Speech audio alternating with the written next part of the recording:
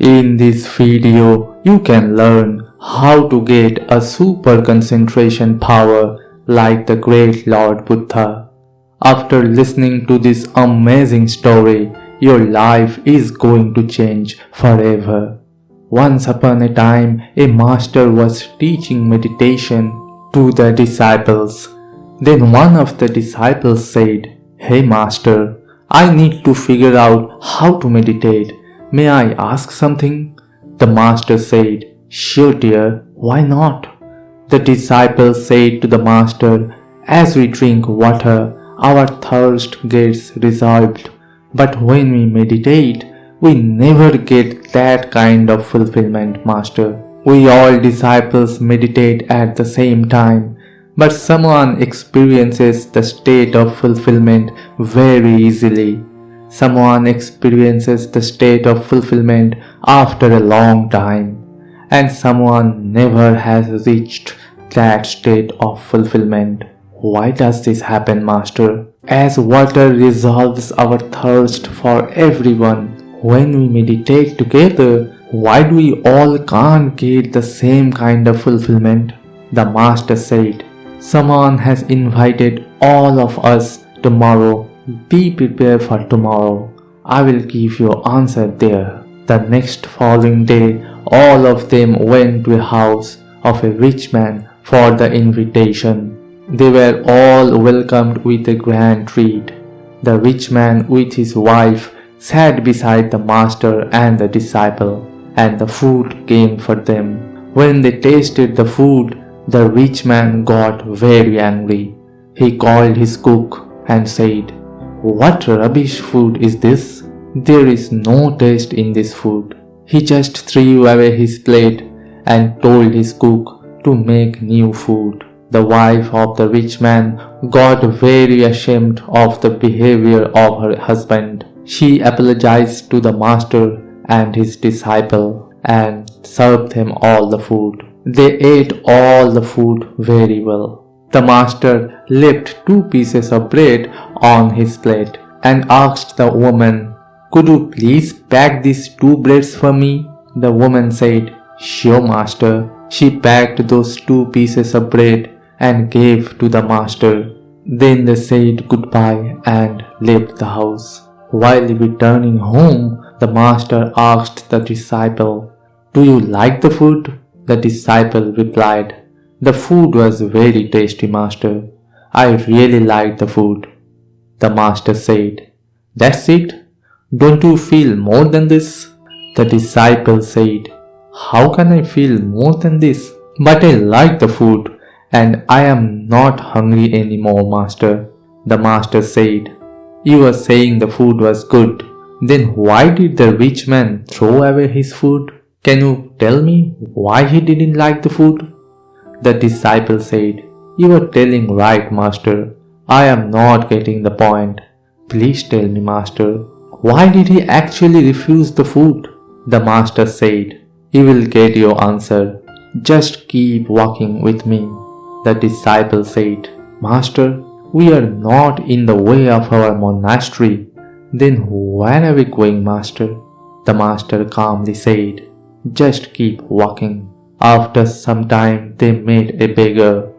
The master went to the beggar and asked him, "How are you, dear?" The beggar fell on his feet and cried, "Hey Lord, I haven't eaten any food for 3 days. I am very hungry. Please give me some food, Lord." The master held him and made him sit under a tree. Then he gave him the 2 pieces of bread that he brought from the rich man's house. After seeing those pieces of bread, the beggar got spark on his eyes. He was very happy to get it. He ate the bread too fast and within minutes. When he was eating, his eyes were filled with tears of joy.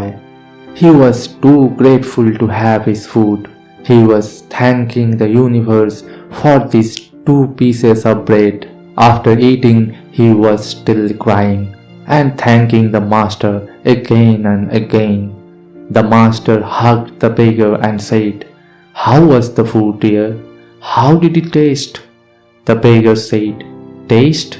There was no taste, master. There was life. There was God, master. I can't explain you, but you have saved my life. Thank you so much. Then the beggar left the place. After he left, the master told his disciple, "Do you understand something? The food was exactly same, but the rich man refused the same food. For you, the food was okay, but for the beggar, that food was his life. He got fulfilled with just 2 pieces of bread. Can you feel the differences? The more you get hungry, the faster you find the path of fulfillment." The disciple said to the master, "Hey master, you just opened my eyes. It was a very important lesson of my life. But I have a question, master. How can we concentrate our mind so that we can achieve our fulfillment on anything of our life?" The master said, "The basic nature of our mind is to run everywhere. Our mind is basically so restless. If we have anything on the excess amount, our mind starts running from it. Like the mind of that rich man. His mind was running away from the food. But if we have something very less with us, then our mind gets connected with this, and we value that thing.